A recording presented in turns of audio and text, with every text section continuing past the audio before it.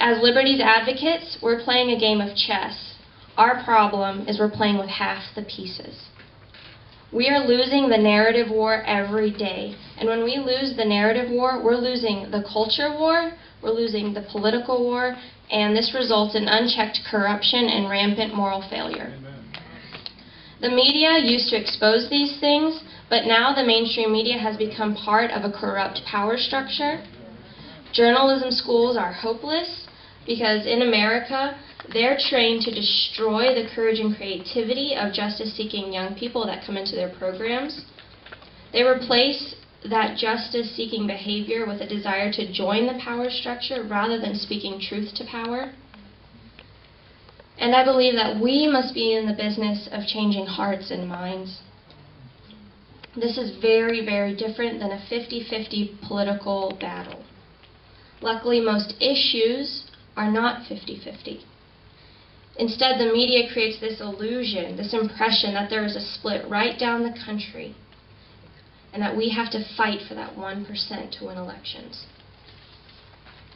These efforts have never, ever moved the ball forward, and it traps us in that 50-50 fight. We have to go over the heads of the media.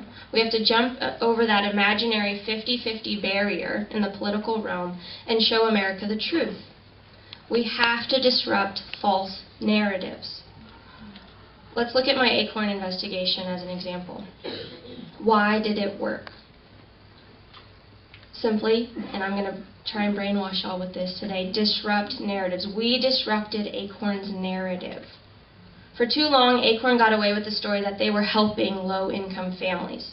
Never mind that Acorn's leaders were directly robbing those same people that they pretended to help. Never mind they had been investigated for years for fraud, especially voter fraud. But the moment that my videos came out, showing Acorn all too willing and able to facilitate an underage prostitution ring, the U.S. legislative body acted immediately to defund the group, the United States Census cut ties, and Acorn's private, personal investors backed out, distancing themselves from the organization, causing them to go bankrupt. Wow.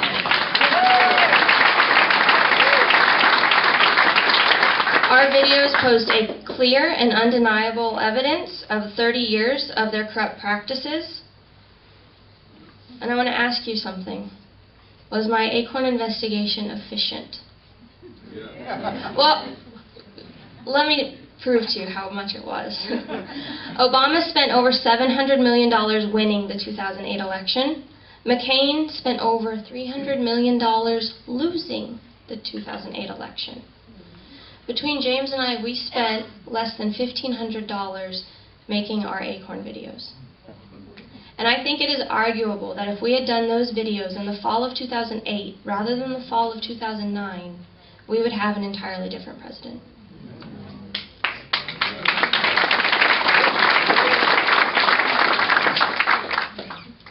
So this is why I'm recruiting and training a farm team of investigative journalists. That's why I funded the American Phoenix Foundation, or founded the American Phoenix Foundation.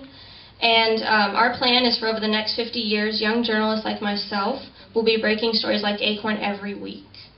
And I want you to imagine what kind of culture and what kind of political climate that would create for us.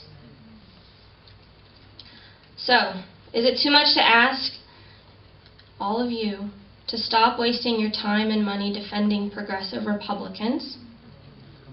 What I'm asking you to do is use your time, your talents, and your treasures to disrupt the narratives that are ruining this country.